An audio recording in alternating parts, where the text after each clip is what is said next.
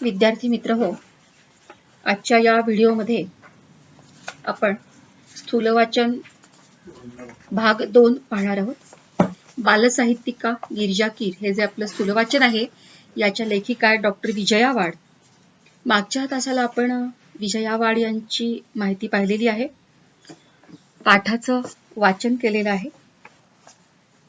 या गिरिजा कीर यांच्याविषयी विजया वाड म्हणतात, काही नावं वलयांकित असतात तर काही हृदयांकित असतात.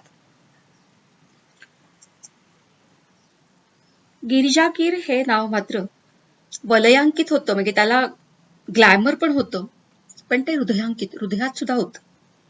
कारण त्यांच्या लेखन प्रवासाला माणुसकीची किनार आहे. अशा या ज्यांच्या साहित्याचा रसास्वाद या पाठामध्ये विजयाताईंनी घेतलेला आहे, त्या गिरिजा कीर यांच्याविषयी आपण थोडक्यात माहिती पाहूया. एखाद्या साहित्य कृतीकडे बघण्याचा आस्वादात्मक दृष्टिकोन विकसित होण्याच्या उद्देशाने हा पाठ आपल्या पाठ्यपुस्तकामध्ये समाविष्ट केलेला आहे.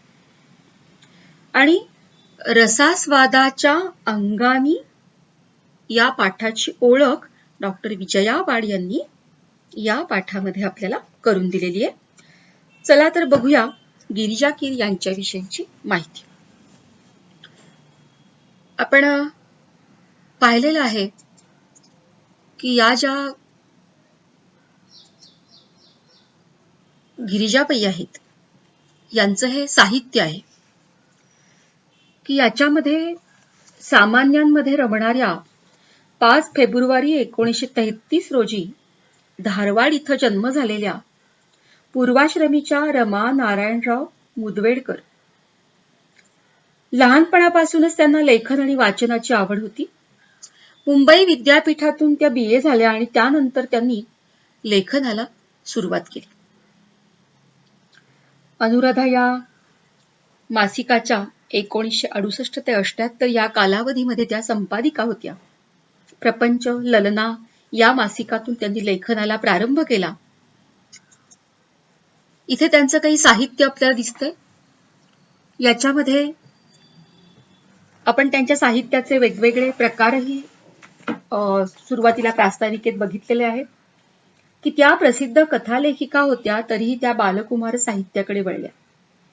बालकुमारांच्या बालविश्वावर आधारलेलं साहित्य बहुतेक करून हे जादू, चमत्कार यावर असतं, परंतु गिरिजाबाईंनी मात्र बालकुमारांच्या भावविश्वातील प्रसंगावर आधारलेलं साहित्य निर्माण केलं.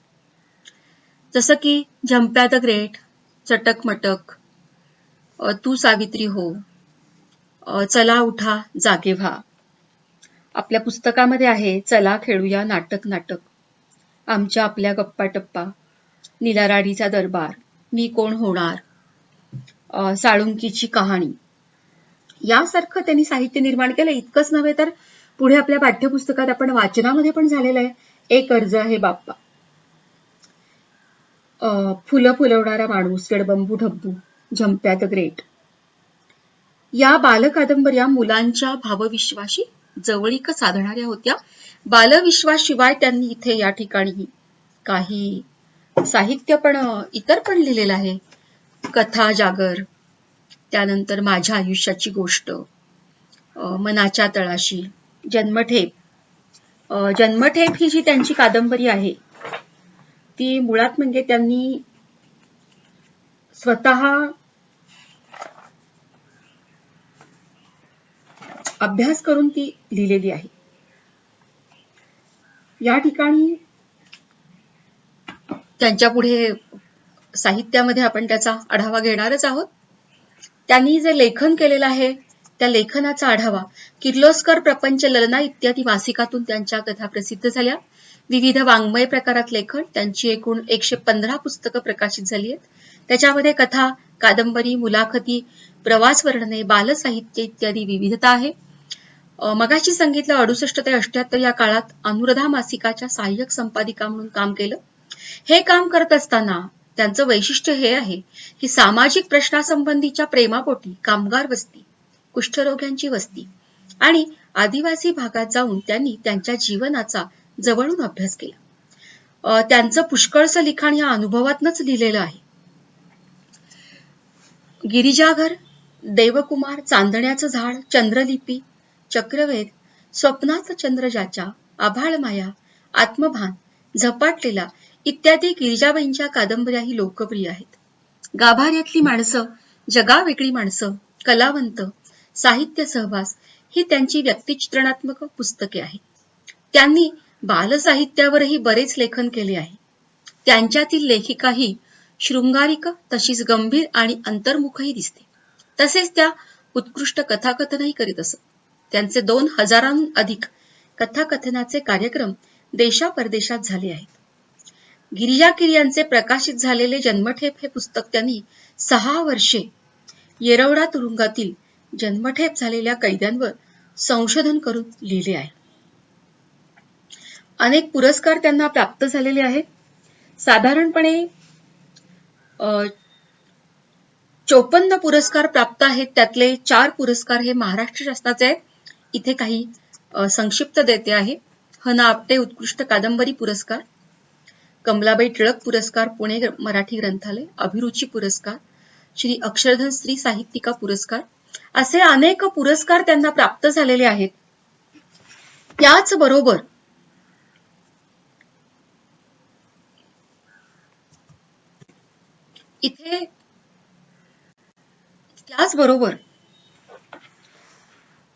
ज्येष्ठ लेखिका आणि कथाकथनकार असताना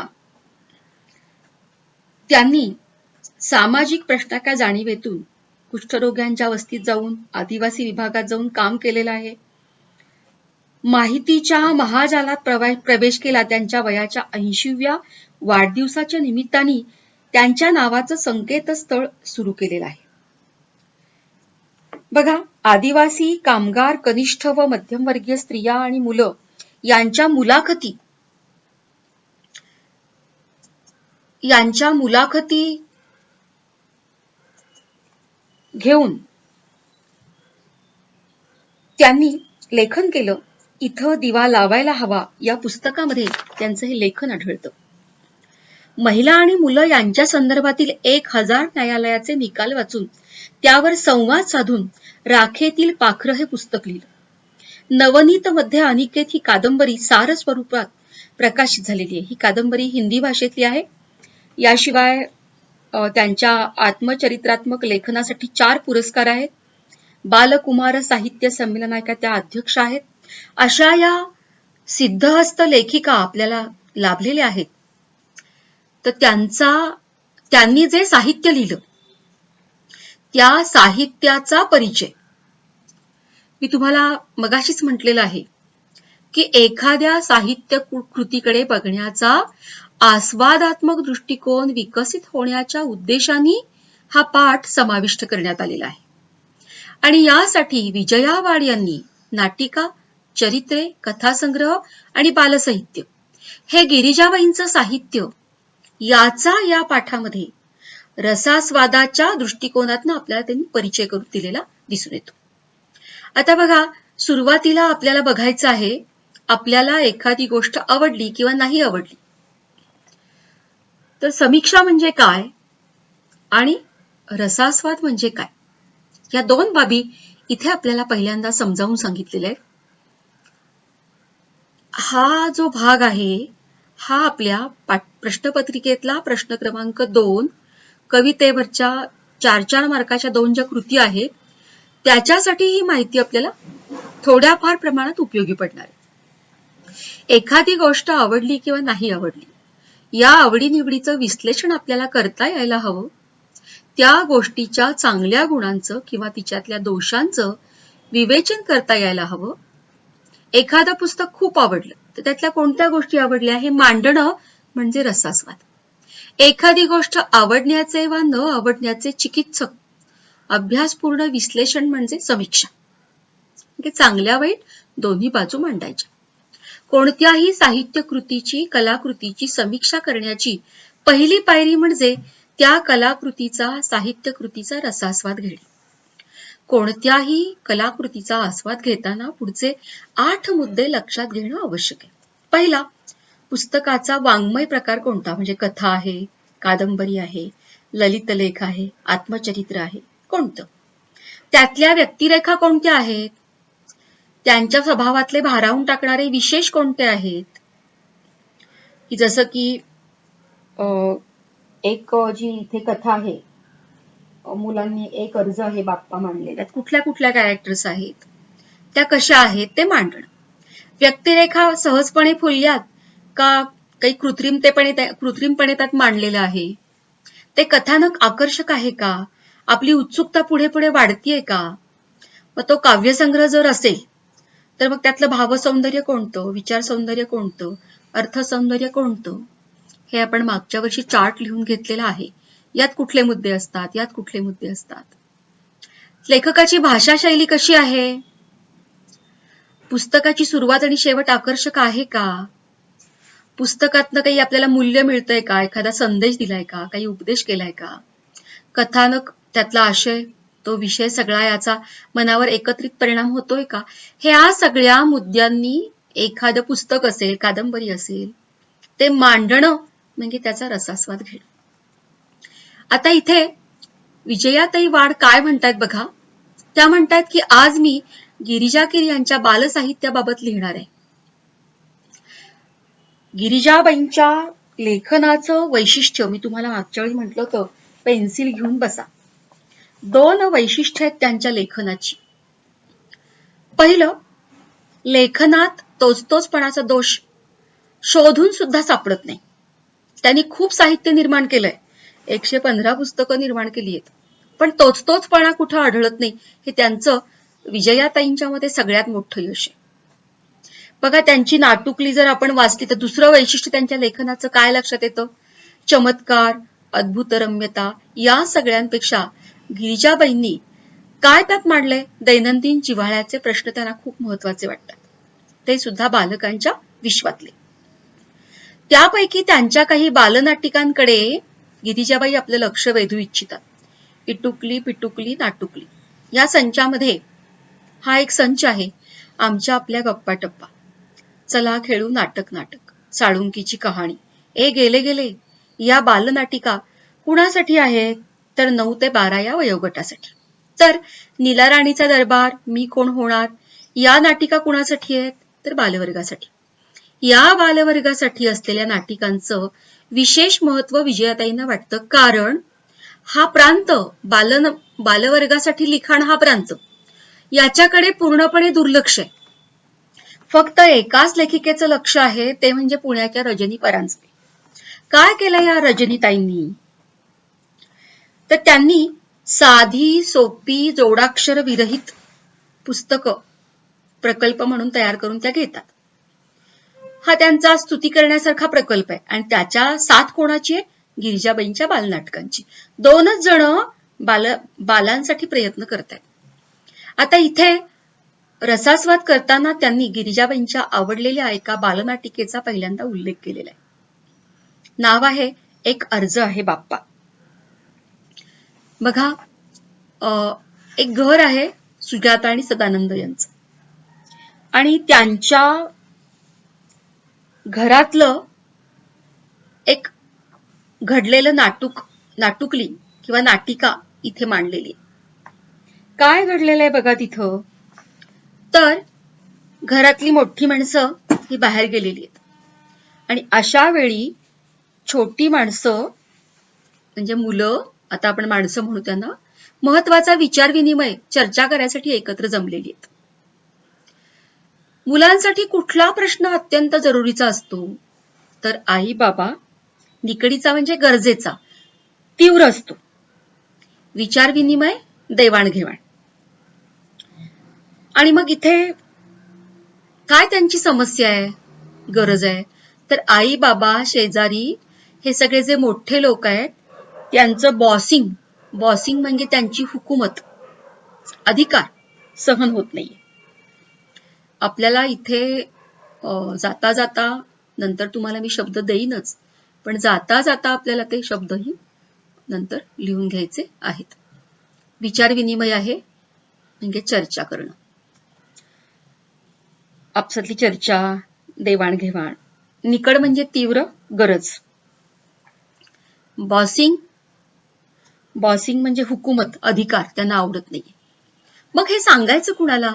सगळ्यांना वाटतं की आपल्या तक्रारीचा पाढा आपण एक अर्जात लिहूया आणि हा अर्ज आपण बाप्पापुढे, गणपती बाप्पापुढे ठेवूया. देव नक्की प्रसन्न होईल.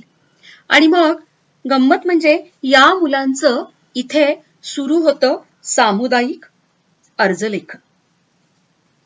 काय करतात ते बघा. मुलांना काय वाटू शकतं याच्या अतिशय सुंदर तक्रारी गिरिजाबाईंनी मांडलेल्या आहेत. इथे मुलींचं म्हणणं काय आहे? आईची शिफॉनची साडी. शिफॉन हा अत्यंत तलम आणि नाजूक धागा असतो. या नाजूक धाग्यांनी विणलेली आणि वजनाला अत्यंत हलकी अशी साडी ही मुलींना आवडतीये. ती आम्हाला नेसायला मिळालीच पाहिजे. बर्फ का गोला तुम्हाला माहितीये, ते खायची आझादी म्हणजे स्वातंत्र्य आम्हाला मिळालं पाहिजे. भेळ खायला मिळायला हवी. मधू, भाऊ, विनया ही मित्रमंडळी कशी बाप्पाचं रूप घेऊन येतात आणि एकमेकांशी कशी भांडू लागतात. असं ते नाटिका तुम्ही वाचलीत तर तुम्हाला त्यातली गंमत कळणार आहे. या नाटिकेला मुलांच्या मनाच्या खिडक्या उघडण्याचं कौशल्य लाभलेलं आहे. बघा इथे आपल्याला 2 वाक्प्रचार पण गेलेले आहेत. पाढा वाचणे. एका वेळी एका मागोमाग एक अशा अनेक गोष्टी म्हणजे चुका, तक्रारी, गुन्हे जोरदारपणे मांडणे. पुन्हा एकदा ऐका. पाढा वाचणे. एकाच वेळी एका मागोमाग एक अशा अनेक गोष्टी म्हणजे चुका असतील, तक्रारी असतील, अपराध असतील, गुन्हे असतील जोरदारपणे मांडणे. हा एक झाला वाक्प्रचार. त्यानंतरचा आहे मनाच्या खिडक्या उघडणे. तर मनाच्या खिडक्या उघडणे म्हणजे काय? नवीन दृष्टी मिळणे. की या नाटिकेला मुलांच्या मनाच्या म्हणजे मुलांना एक नवीन दृष्टी प्राप्त होण्याचं किंवा कौशल्य लाभणं हे या नाटिकेमुळे. छोटे मोठे सारेच म्हणजे लहान मुलंच असं नव्हे, मोठी लोक सुद्धा या नाटिकेच्या प्रयोगात रंगून जातील. इतकं सुंदर नाटक आहे. नाटकाला जे दृश्य परिणाम असायला हवेत म्हणजे त्यातनं जे काही साध्य व्हायला हवं ते गिरिजाबाईंच्या नाटकात प्रभावीपणे दिसतं. इथे अजून एक कौशल्य आहे. मोजक्या पात्रातनं जिवंत दृश्य साकार करणं आणि बालप्रेक्षकांची मनं जिंकणं ही अवघड बाब आहे.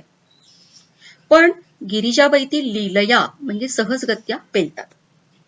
बघा एक अशी गोष्ट आहे की मुलं ही लहान आहेत, ती एका जागी फार वेळ बसू शकत नाहीत.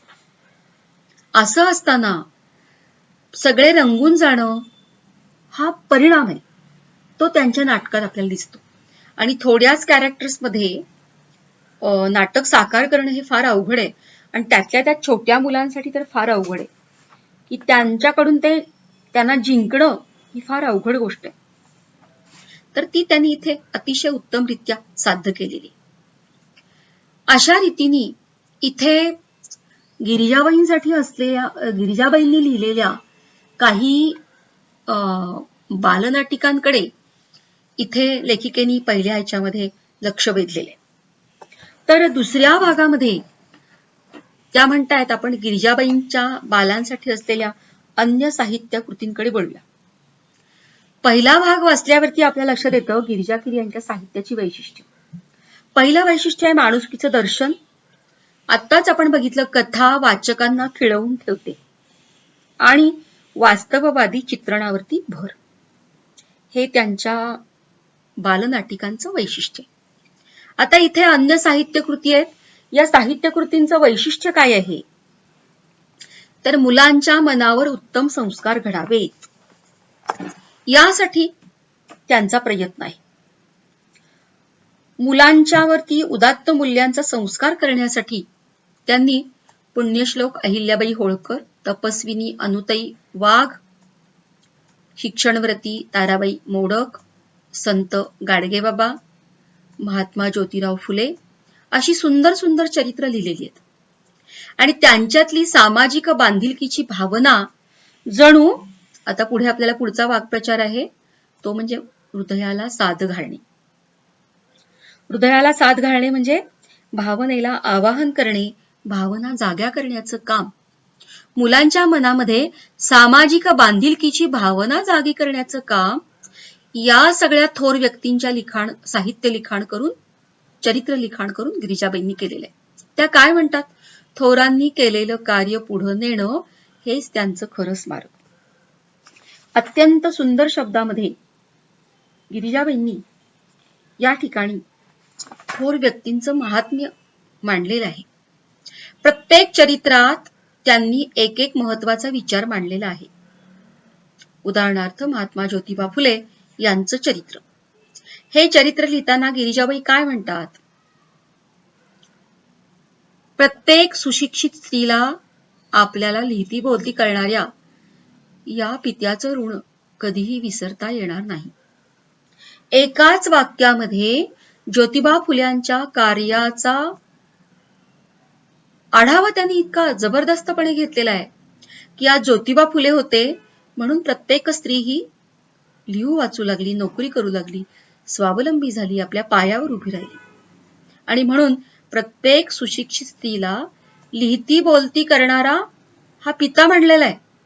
त्याचं ऋण कधी विसरता येणार नाही असं गिरिजाबाई म्हणतात. अशा रीतीने प्रत्येक या मांडलेल्या थोर व्यक्तीच्या चरित्रामध्ये त्यांनी अशा गोष्टी पण मांडलेल्या आहेत. याच्यामध्ये ताराबाई मोडक या कोण आहेत? शिक्षणव्रती स्त्री. त्यांच्याबद्दल त्या काय म्हणतात बघा. माणूस ओळखून त्यांचा योग्य कामाला उपयोग करणं ही ताराबाईंची खासियत. खरंय, मोठी माणसंच हिऱ्याची पारख करू शकतात.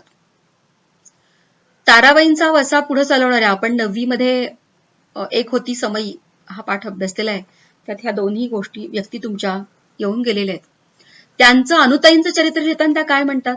ज्या भागात काम करायचं त्या भागातली मुलं शिकती आणि शिक्षणासाठी येती करणं, त्या परिसरातल्या जीवनावश्यक अडचणी लक्षात घेणं, कार्यानुभव शिकवताना रोजगाराची संधी उपलब्ध करून देणं, त्यांना समजेल अशी भाषा वापरणं, श्रद्धेनं शिकवणं, त्यात प्रेम ओतणं या गोष्टी अनुताईंनी आचरणात आणल्या. जन्मभर ते कार्य पुढे नेण्यासाठी सळसळत्या रक्ताची तरुण मुलं पुढे येवत हेच अनुताईंचं खरं स्मारक ठरेल. त्या कोसबाडच्या टेकडीवरती त्यांचं स्मारक आहे. आपण 5व्या पाठामध्ये त्या अभ्यासलेलं आहे. त्यामुळं ताराबाईंनी घडवलं अनुताईंना, अनुताईंनी घडवलं आदिवासींचं जीवन. संत गाडगेबाबा काय संदेश देतात बघा. मुलांनो, संतपद प्राप्त व्हायला चमत्कार करावे लागत नाहीत. विभूती म्हणजे राख अंगाला लावून ध्यानस्थ बसावं लागत नाही, पहाडात निघून जावं लागत नाही. लोकात राहून लोकजागृती कशी करावी हे संत गाडगेबाबांनी दाखवून दिलं, म्हणूनच ते महान संत होत. दुःखाच्या अग्नीत होरपळूनही शुद्ध सोन्यासारख्या लखलखणाऱ्या कोण? माता अहिल्याबाई होळकर. यांच्याविषयी त्या काय लिहितात? प्रजेला पुत्रवत मानून अपार सुख देणाऱ्या, दानधर्म करणाऱ्या अहिल्याबाई सदैव इतरांसाठी जगल्या, एखाद्या अचल दीपस्तंभासारख्या. त्यांचं जीवन गंगाजळासारखं निर्मळ होतं. अशा प्रकारे प्रत्येक चरित्रातून गिरिजाबाईंनी मुलांना एक प्रत्ययकारी संदेश दिला आहे. मुलांना पचेल, रुचेल अशी सोपी पण हृदयाला हात घालणारी भाषा वापरून त्यांनी चरित्र लेखनाला एक नवा आयाम दिलेला आहे.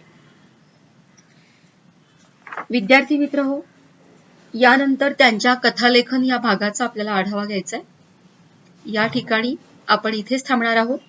पुढच्या व्हिडिओमध्ये आपण त्यांच्या कथालेखनाचा आढावा घेणार आहोत आणि स्वाध्याय पाहणार आहोत.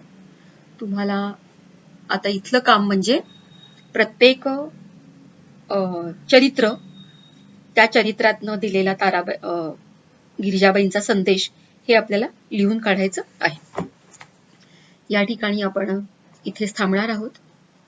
धन्यवाद.